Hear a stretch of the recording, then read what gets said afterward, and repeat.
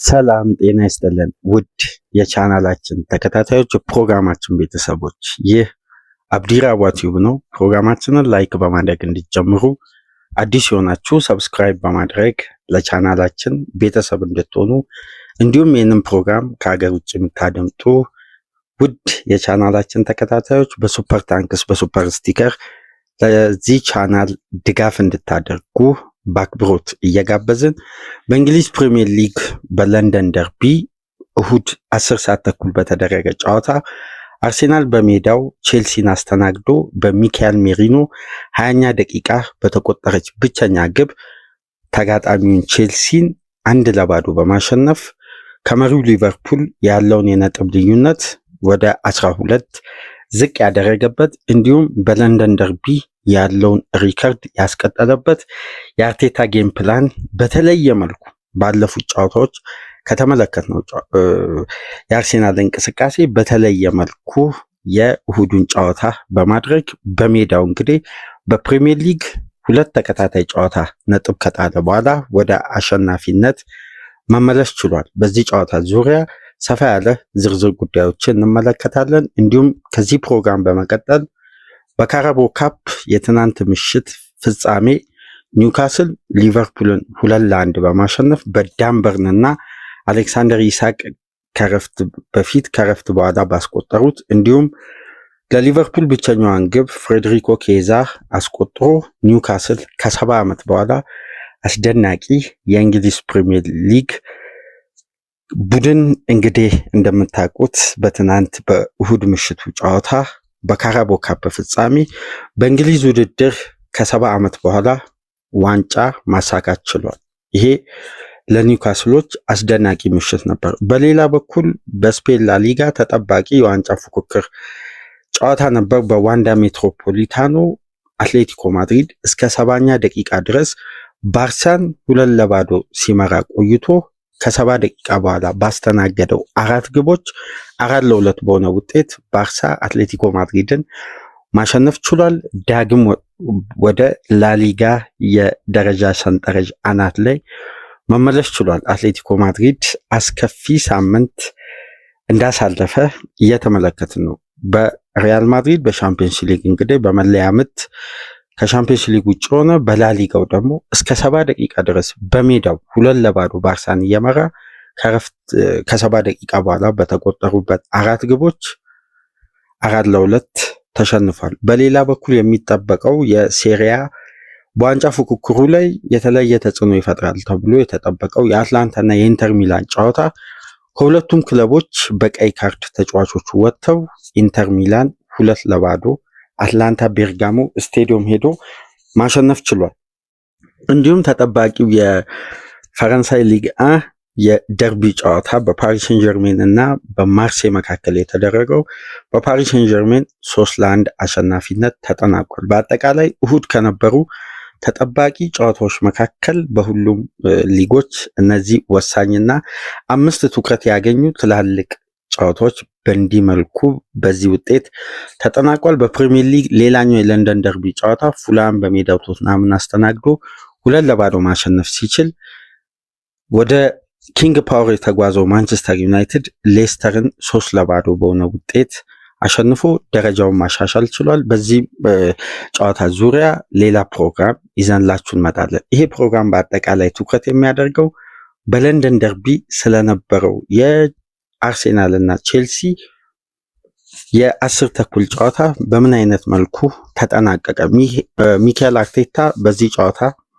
ያቀደውን ጌም ፕላን በተሳካ ሁኔታ ያጠናቀቀበት፣ የኤንዞ ማሬስካ ቼልሲ ያለ ኮል ፓልመር በድጋሚ ይሄ ቡድን እድል ለመፍጠር ትላልቅ አጋጣሚዎችን ፋይናል ሰርድ ላይ ክሬት ለማድረግ አሁንም የፓልመር ተጽዕኖ ውስጥ እንደገባ የተመለከትንበት ጨዋታ ነበር። ከዚህ ጨዋታ ቀደም ብሎ የተሰማው አዲሱ ዜና ከ11 ወር በፊት በኤሚሬትስ በተመሳሳይ ወቅት 5-0 አርሴናል ባሸነፈበት ጨዋታ ኮል ፓልመር ድንገት ባጋጠመው ጉዳት ከቼልሲ ስብስብ ውጪ መሆን ችሎ ነበር። በድጋሚ በዘንድሮ የውድድር ዓመት በትናንትናው ጨዋታ ይህ ተጫዋች ባጋጠመው ጉዳት ቼልሲ ስብስብ ውጭ ሆነ። እንዲሁም ከእንግሊዝ ብሔራዊ ቡድን ውጭ በመሆን በቦታው ቶማስ ቱኸል ሞርጋን ጊብስ ዋይትን ከኖቲንግሃም ፎረስት ጥሪ በማድረግ የፓልመርን ቦታ መሸፈን ችለዋል። ቼልሲዎች የፓልመርን አገልግሎት አለማግኘታቸው የአርሴናል ጥንቃቄ የተሞላ ልዩ አዲስ የታክቲክ ንድፈ ሀሳብ ይዞ በመቅረብ እንግዲህ የማሸነፊያ መንገድን ጌም ኦፍ ስቴትን በተለያየ መንገድ ከትላልቅ ጨዋታዎች ማግኘት የሚችለው የሚካኤል አርቴታ ቡድን በድጋሚ ከረጅም ጊዜ በኋላ ከፈረንጆች አዲሱ ዓመት ጃንዋሪ በኋላ ለመጀመሪያ ጊዜ የሚካኤል አርቴታ አርሴናል ከቆመ ኳስ ባስቆጠረው ግብ 3 ነጥብ ማግኘት ችሏል። በዚህ ጨዋታ ዙሪያ የተወሰኑ ነጥቦችን አንስተን እንወያያለን። በተለይ ይሄ ስፔናዊ ተጫዋች የአርሴናል የፊት መስመር ተጫዋቾች እና ካይ ሃቨርት፣ ቡካዮ ሳካ እንዲሁም ጋብሪኤል ጄሱስ በዚህ ጨዋታ ቋሚ ሆኖ እስከ 79 ደቂቃ ድረስ ሲጫወት እንጂ ጋብሪኤል ማርቲኔሊም ያለፉትን ጊዜያት በጉዳት ምክንያት ከስብስቡ ጋር አልነበሩም እና የ9 ቁጥርን ቦታ ከቨር እንዲያደርግ የአደጋ ጊዜ ተጠሪ ሆኖ ለቦታው ትልቅ ሚና ተሰጥቶት ተጫዋቹ እንግዲህ በፊት መስመር በኩል እያገለገለ በፒኤስቪ አይንዶቨን ጨዋታ እንዲሁም በሌስተር ግብ ሲያስቆጥር ነበር። ለአርሴናል በተለይ ወሳኝ ጨዋታዎች ላይ እያስቆጠረ ተጫዋቹ እንግዲህ በሱ ግቦች አርሴናል 3 ነጥብ እያሳካ ነው የሚገኘው ከሜዳ ውጪ ሌስተርን ባሸነፈበት በፕሪሚየር ሊግ፣ አሁን ደግሞ በሜዳው በለንደን ደርቢ ቼልሲን ያሸነፈበትን ብቸኛ ግብ 20ኛ ደቂቃ ላይ ከማርቲን ኦዲጋርድ የተሻገረውን ኮርና ፈንጠር ብሎ ከተከላካዮቹ ወጣ ብሎ በቴክኒክ ሄዲንግ ነው ማስቆጠር የቻለው። ወይም እንደዚህ በአንድ ለአንድ ግንኙነቶች አግሬሲቭ በመሆን ከሌላ የቼልሲ ተጫዋች ጋር ፋይት አድርጎ ሳይሆን በተጠና ሁኔታ በተደጋጋሚ አርሴናል 20ኛ ደቂቃ ላይ እስከሚያስቆጥር ድረስ ባገኛቸው ኮርና እየሞከረ የነበረው የተጋጣሚ ክለብ የቼልሲ ተከላካዮች ፊት ለፊት ጠጋ አድርገው በኦዲጋርድም በራይስም አማካኝነት አንዱ የአርሴናል ተጫዋች ከጎሉ ፈንጠር ብሎ ወደፊት ከግብ ጠባቂው ክልል ወደ አንደኛው ማዕዘን ጠጋ በማለት እየጨረፉ ከኋላ ካሉ የአርሴናል ተጫዋቾችን በሚያገኝ መልኩ ወይም ለቡድን አጋሮቹ ፓስ በሄዲንግ የማድረግ አይነት እንቅስቃሴ የተጠና የኮርና አዲስ ስታይል በኒኮላስ ዣቬር የተጠናው የኮርና የሴት ፒስ እንቅስቃሴ እንግዲህ በሚካኤል ሜሪኖ የኳሷን ዳይሬክሽን በተወሰነ መልኩ ጨርፎ በዘንድሮ የውድድር ዓመት ቼልሲን ዋጋ እያስከፈለ በርካታ ነጥቦችን እንዲጥል ቡድኑ ቢያንስ ግብ ለማስቆጠር ቢቸገር ግብን እንዳያስተናግድ የተለየ ጥንካሬ እንዲኖረው ትልቁ ሚና ከሚጫወቱ ተጫዋቾች መካከል አንዱ ግብ ጠባቂ ነው። ነገር ግን በዘንድሮ የውድድር ዓመት ቼልሲን ዋጋ ከሚያስከፍሉ ትላልቅ እንቅስቃሴዎች መካከል አንዱ የግብ ጠባቂው ሮበርት ሳንቼዝ የፖዚሽን ስህተት፣ የውሳኔ አቅም ማጣት እንዲሁም በተገቢው ሰዓት ተገቢውን ውሳኔ በቀጥታ በቦታው ሆኖ ውሳኔ ያለማስተላለፍ በተደጋጋሚ በቼልሲ ቤት በዘንድሮ የውድድር ዓመት ከሚታዩ ድክመቶች መካከል አንዱና ዋነኛው ነው። ይህንን ተከትሎ እንግዲህ የሜሪኖ ግብ የግብ ጠባቂው መውጣት የተጫዋቹ ሄዲንጉን የጨረፈበት መንገድ ለአርሴናል ከዚህ ጨዋታ በሜዳው 3 ነጥብ እንዲያገኝ ምክንያት ነበር። ነገር ግን የአርሴናል የቆመ ኳስ እንቅስቃሴ በቅርብ ሳምንት ቡድኑ የሚደረገው የክሮስ ኳስ ውጤታማ ሳይሆን እንደውም ባለፉት የሴት ፒስ እንቅስቃሴዎች ውስጥ የዴክላን ራይስ ፓስ በብዙ መልኩ ውጤታማ ነበር። ከተጫዋቹ የሚነሱ የኮርና ኳሶች ወደ ግብ ሲቀየሩ እንመለከታለን። በተቃራኒው ደግሞ የቡካዮ ሳካ ክሮስ ልዩነት ነበር። ሁለቱም ተጫዋቾች እንግዲህ ሳካ በጉዳት ራይስ ደግሞ እንደ ቀድሞ አስፈሪ የሴት ፒስ ክሮስ ሳያደርግ በተደጋጋሚ አርሴናል ባለፉት ጊዜያት ኮርናዎችን ይሞክራል። ነገር ግን የቲሞች ጥንካሬ ይሁን ወይም የአርሴናል የጌም ፕላን መቀየር ይሁን ግብ ሳያስቆጥር ረጅም ጊዜ ከቆመ ኳስ ቡድኑ ቆይቶ ነበር። በተለይ ደግሞ ያለፉት ተጋጣሚዎች ለሚካኤል አርቴታ ለዚህ ሲስተም ምቹ አልነበሩም። እነ ኒውካስልን፣ ኖቲንጋም ፎረስት፣ ዌስትሃም፣ ሌሎች በሊጉም ከሊጉም ውጭ በነበረው ጨዋታ ከሴት ፒስ ለማስቆጠር የሚከብድ የተጋጣሚ የቆሙ ኳሶችን የሚከላከሉበት መንገድ ለአርሴናል ምቹም አልነበረም። ነገር ግን የቡድኑም ያጫወት ቅርጽ ተቀይሮ ክፍት ከሆነ እንቅስቃሴ እድል ለመፍጠርና በደንብ ኳስን በመቆጣጠር ተጋጣሚ ላይ ብልጫ ወስዶ ግብ ለማስቆጠር ነው የሰሞኑን የአርሴናል መልክ የነበረው። ነገር ግን በቼልሲው ጨዋታ የሚካኤል አርቴታ ቡድን በመጀመሪያው 45 ግቧን እስከሚያስቆጥር ድረስ ቼልሲ በቢልድ አፕ በኩል ጤናማ አጀማመር እንዳያደርግ የተሳኩ ቅብብሎችን የቼልሲን ለማቋረጥ የመረጠበት የፕሬሲንግ ስታይል 100% ውጤታማ ነበር። ቼልሲ ከራሱ የመጫወቻ ክልል ኳሶችን ከጀመረ በኋላ ልክ ወደ ፋይናል ሰርድ ሊገባ ሚድ ላይ በሚኖረው የአንድ ለአንድ ግንኙነት በእጅጉ የአርሴናል የአማካይ ስፍራ እንዲሁም በተከላካዮች ታግዞ በፍጥነት ነበር የቼልሲን ኳስ በመንጠቅ ወደ መልሶ ማጥቃት የሚቀይሩትና ይሄ የጌም ፕላን በ20 ደቂቃ ውስጥ በውጤታማነት አርሴናል ግቧን እስከሚያስቆጥር ድረስ ብቻ 6 ሙከራ ማድረግ ችሏል። ከስድስቱ ደግሞ 2ቱ የተደረጉት በደክላን ራይስ አማካኝነት ነው።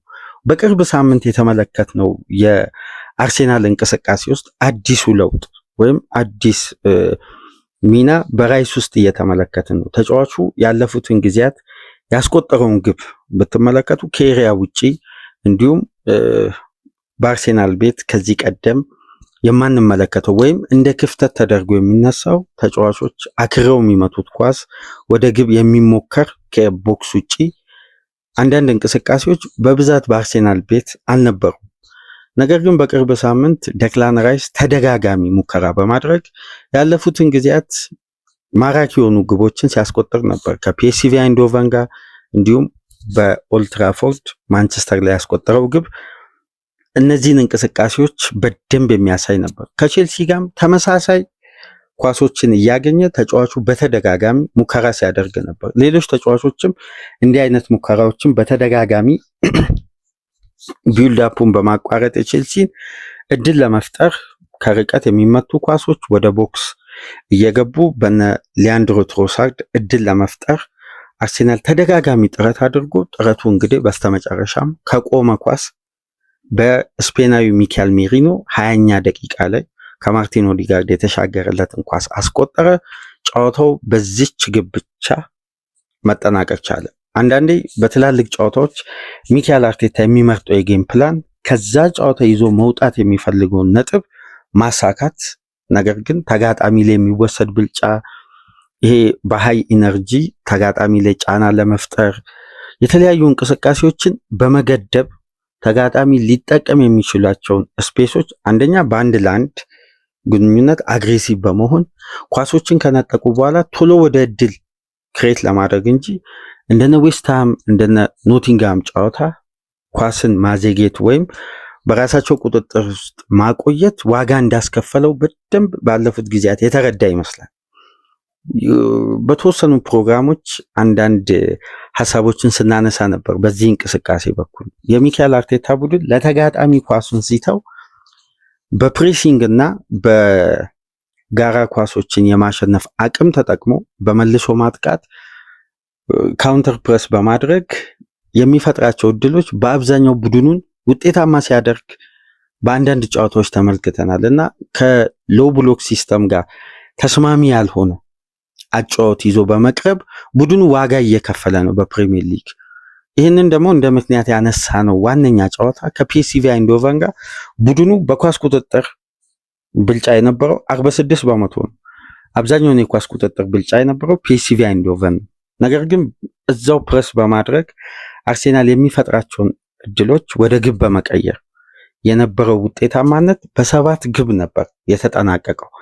እንዲህ አይነት ተመሳሳይ አይነት ታክቲክ ከቼልሲ ጋር የሚካኤል አርቴታ ቡድን ለመተግበር ነው ወደ ሜዳ የገባውና በዚህም የተዋጣለትን ጌም ፕላን አሳክቶ መውጣት ችሏል። ነገር ግን ይሄ በቆሙ ኳሶች አርሴናል ከዚህ ቀደም በተደጋጋሚ ተከታታይ ጨዋታዎችን እያሸነፈ 3 ነጥብን የሚያገኝበት አንደኛው የጌም ፕላን ነበር። ነገር ግን አርሴናል በተደጋጋሚ ባለፉት ጨዋታዎች ኮርና ያገኛል። ኮርናው እንኳን ወደ እድል ከተቀየረ ሰንበትበት ብሏል። ለምሳሌ ባለፉት የትናንትና ጨዋታን ጨምሮ 53 ኮርና ውስጥ አንድ ነው የሚካኤል አርቴታ ቡድን ማስቆጠር የቻለው። ነገር ግን ከዚህ ቀደም ከነበሩ ጨዋታዎች ከፈረንጆች አዲሱ ዓመት በፊት በነበረው የአርሴናል የቆሙ ኳሶች ውጤታማነትን ብንመለከት በ53 ኮርና እንኳን ቡድኑ 7 ግብ አስቆጥሯል። በአማካይ ቡድኑ 7 ወይም 8 ኮርናዎችን ካገኘ አንዱን የማስቆጠር ከፍተኛ እድል አለ። ይሄ እንቅስቃሴ እንዲቀየር ደግሞ እንደ ምክንያት አንዳንድ ዘገባዎችን ስንመለከት የካይ ሃቨርት በታክቲክ በኩል ከጋብሪኤል ለሚያስቆጥራቸው የቆሙ ኳሶች ወይም ሳሊባ ለሚገጨው ኳስ የሚፈጥረው ስፔስ እና በአካል ብቃት ፈንጠር ብሎ የተጋጣሚ ተጫዋች በተለይ በቆሙ ኳሶች ላይ ውጤታማ የሆነ የጋራ ኳስን ክሊር የሚያደርገውን ተጫዋች ማርክ አድርጎ የተወሰኑ ስፔሶችን ለቡድን አጋሮቹ እንዴት እንደሚፈጥር የሃቨርት በዚህ በኩል የተዋጣለት የጌም ፕላን በሴት ፒስ በኩል እንደነበረው ዘአትሌቲክስ ይዞ በወጣው ዘገባ መመልከት ችዬ ነበርና እንዲህ አይነት እንቅስቃሴዎችም በሃቨርት በኩል የአገልግሎት ማጣት አስገዳጅ የሆነ የጌም ፕላን ለውጥ አርቴታ እንዳደረገና በስተመጨረሻም ከቆሙ ኳሶች ደከም ያለውን ቼልሲ በእንዲህ መልኩ እንግዲህ ማሸነፍ ችለዋል።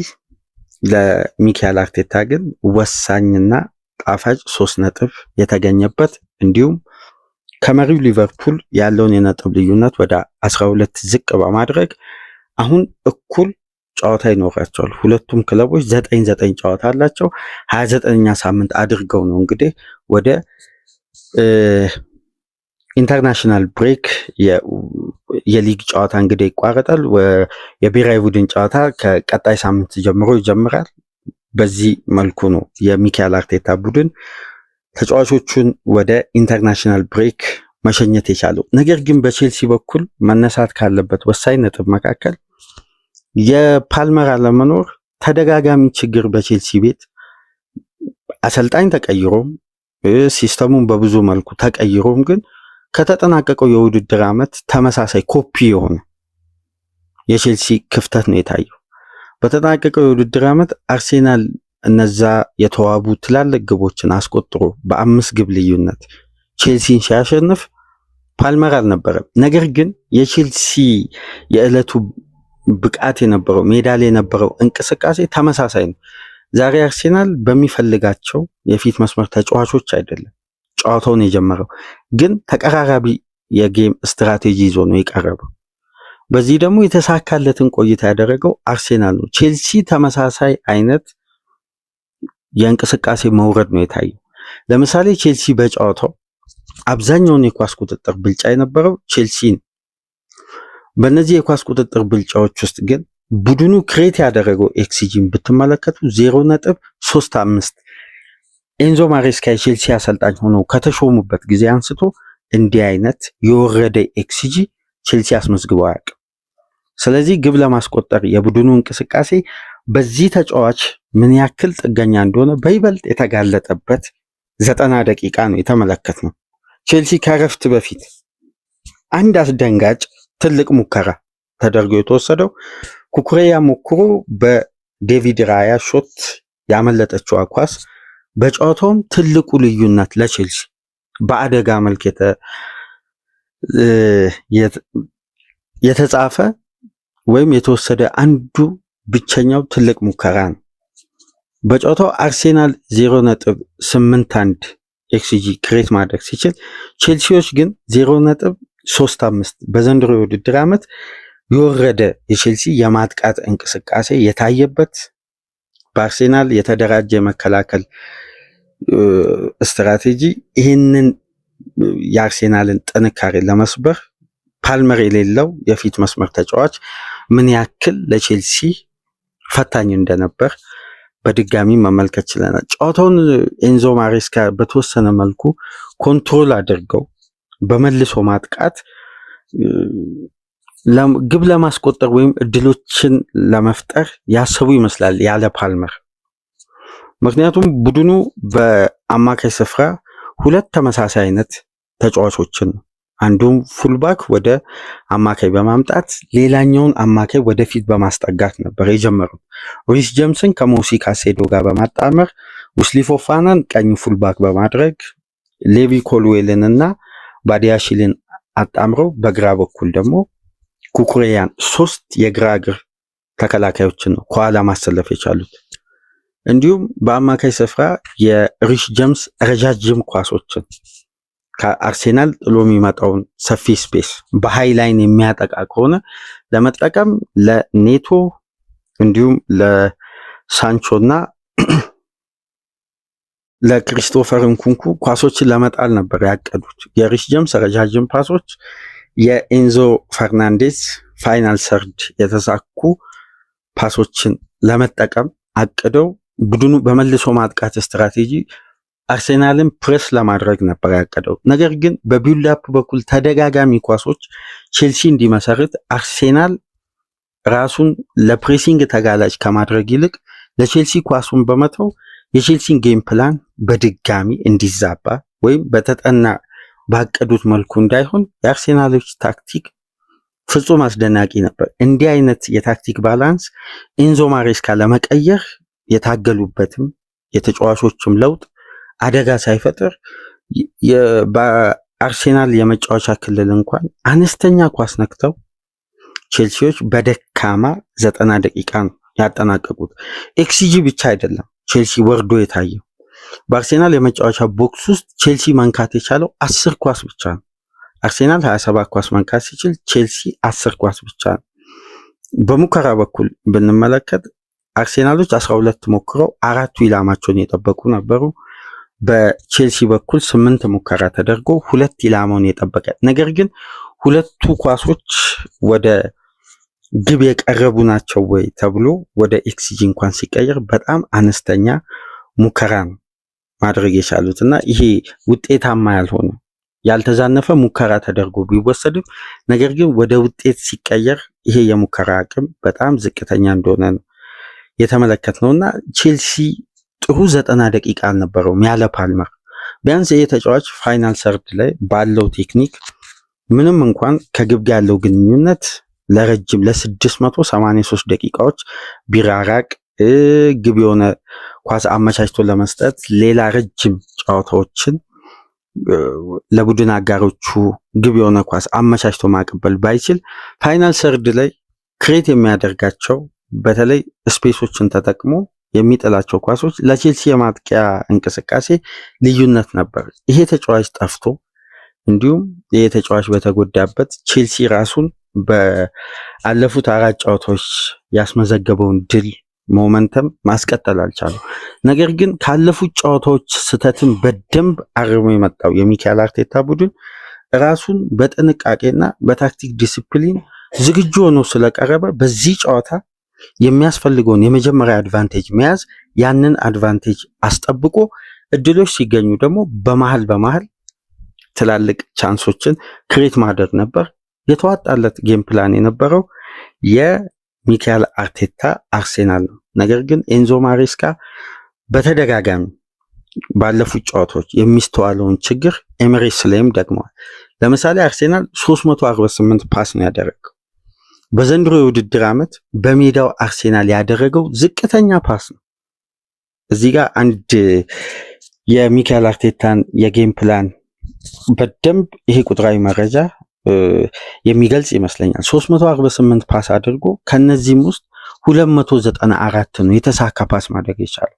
አርሴናል ዝቅተኛ የተሳካ ፓስ በዘንድሮ የውድድር ዓመት በሜዳው ያደረገው ከብራይተን ጋር ዴክላን ራይስ በቀይ በወጣበት ጨዋታ 301 ነው የተሳካ ዝቅተኛ ፓስ በዘንድሮ የውድድር ዓመት ማድረግ የቻለው። ነገር ግን በዚህ ጨዋታ መሪ ከሆነ በኋላ በተለይ ኳሱን ለቼልሲ በመተው የተደራጀ ስፔሶችን ቼልሲዎች የሚጠቀሙበትን ፖዚሽን በመዝጋት ለተጋጣሚ ምቹ ስፔሶችን ባለመፍጠርና ጥንቃቄን በመምረጥ ቼልሲ ተመሳሳይ አንድ አይነት ወጥ የሆነ የሚደጋገም አንደኛው ተጫዋች ለየትኛው ተጫዋች ሊያቀብል እንደሚችል ቀደም ብሎ የሚታወቅ እንቅስቃሴ እየደጋገሙ ጨዋታው የተጠናቀቀውና በቼልሲ በኩል 515 ፓሶች ነው የተደረጉት።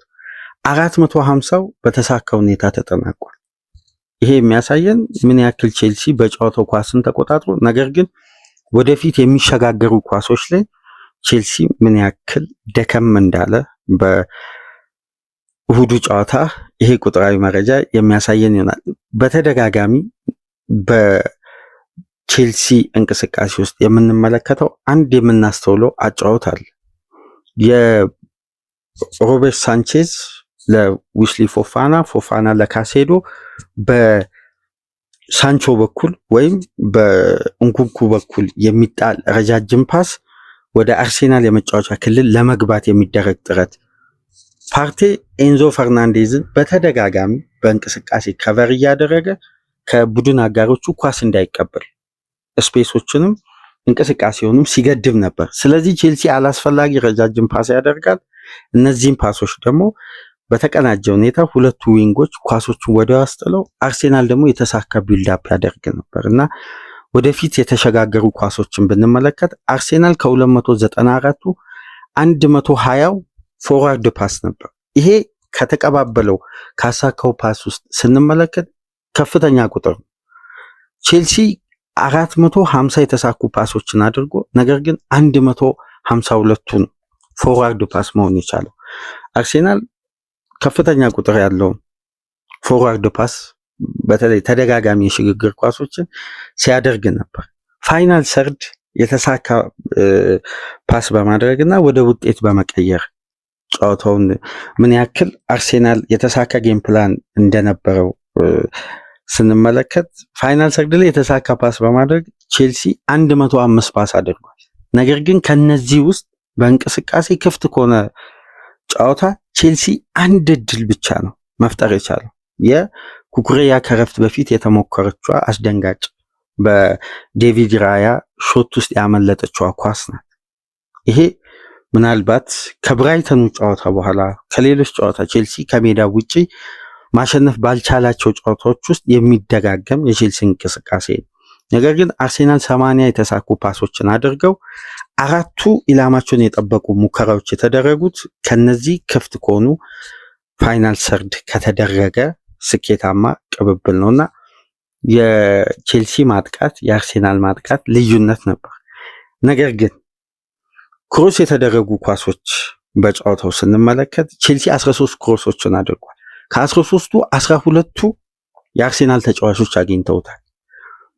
አርሴናል 15 ክሮስ አድርጓል። ከ15ቱ 9ኙ የአርሴናል ተጫዋቾች በቼልሲ ቦክስ ውስጥ ክሮስ ኳሶችን አግኝተዋል።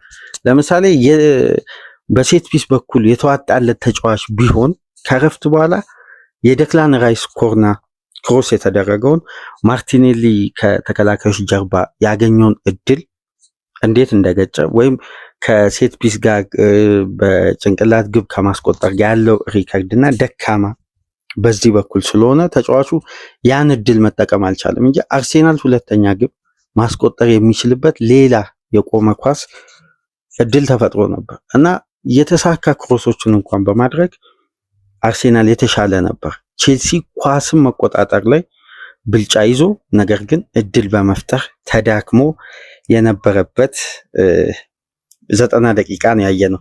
በአጠቃላይ በአርሴናል እና ቼልሲ መካከል በተደረገው ጨዋታ አርሴናሎች 495 ኳሶችን ማንካት ሲችሉ ቼልሲ 681 ኳስ ነክቶ ነው እንግዲህ 515ቱን ፓስ አድርጎ 446ቱን በስኬት አጠናቆ አንድም ግብ ለማስቆጠር ተቸግሮ በሚካኤል ሜሪኖ 20ኛ ደቂቃ በተቆጠረች ብቸኛ ግብ የሚካኤል አርቴታ ቡድን አሁንም በለንደን ደርቢ ሌላ ስኬታማ 90 ደቂቃ ማሳለፍ ችሏል። ነገር ግን የሁለቱ ቡድኖች ያለፉትን የእርስ በርስ ግንኙነት ያደረጉትን ጨዋታ አርሴናል እንግዲህ ባለፉት 7 ከቼልሲ ጋር ባደረገው ጨዋታ ምንም አይነት ሽንፈት አላስተናገደም። ይሄ ደግሞ ከ2005 በኋላ ትልቁ የአርሴናል የድል ጉዞ ነው። በቼልሲ ላይ ያለመሸነፍ ሪከርድ ነው። እስከ 2005 ድረስ ነበር በአርሴን ቬንገር አማካኝነት ይሄ ሪከርድ ተይዞ የነበረው ጆዜ የቼልሲ አሰልጣኝ ከመሆናቸው በፊት። እና ተከታታይ ጨዋታዎችን ባለመሸነፍ ነጥብ ባለመጣል የተሳካ ድል በቼልሲ ላይ አርሴናል እያስመዘገበ አዲስ ሪከርድ በክለቡ ተይዞ የነበረውን 7 ተከታታይ ጨዋታ ያለመሸነፍ ጉዞ በፕሪሚየር ሊግ በሚካኤል አርቴታ ዳግም በአዲስ መልኩ መጻፍ ችሏል። ከ2022 ኤፕሪል ወር ጀምሮ በስታንፎርድ ብሪጅ 4-2 አርሴናል ካሸነፈበት ጨዋታ አንስቶ ምንም አይነት ሽንፈት አላስተናገደም። ከዛም በኋላ በቀጣይ የውድድር ዓመት ቼልሲ ሜዳ ላይ 1-0 አሸነፈ።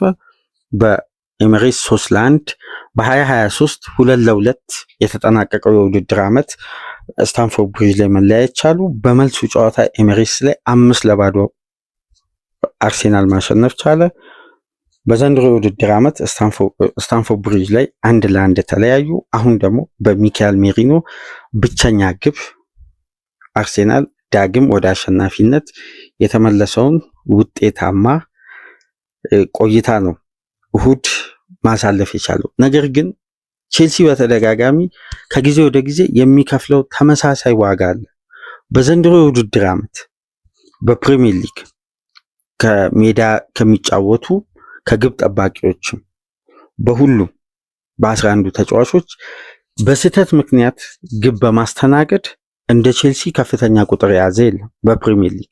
ከነዚህም ውስጥ ደግሞ አብዛኛውን 81 በመቶ የያዘው የግብ ጠባቂ ስህተት ነው። ከነዚህ የግብ ጠባቂ ስህተቶች ቡድኑ ካስተናገደው ግብ ደግሞ 8 ስህተት ግብ እንዲቆጠር ምክንያት የሆነው ሮበርት ሳንቼዝ ነው። ይሄ ደግሞ በፕሪሚየር ሊጉ በአንድ የውድድር ዓመት ከግብ ጠባቂ የተሰራ ስህተት አንድ ቡድን ላይ ሲቆጠር ለመጀመሪያ ጊዜ ኦፕታ ስታቲክሶችን መያዝ ከጀመረበት ጊዜ አንስቶ 8 ስህተት ግብ እንዲቆጠር ግብ ጠባቂ ምክንያት ሲሆን ይሄ በፕሪሚየር ሊጉ ታሪክ ውስጥ ያልተለመደ አዲስ ሪከርድ ነውና ሮበርት ሳንቼዝ አሁንም የኤንዞ ማሬስካን ቼልሲ ዋጋ ማስከፈሉን ቀጥሏል። ቼልሲዎች እንግዲህ በቀጣይ ሳመር በድጋሚ ወደ ገበያ ወጥተው ግብ ጠባቂ እንደማያስፈርሙ ገልጸዋል።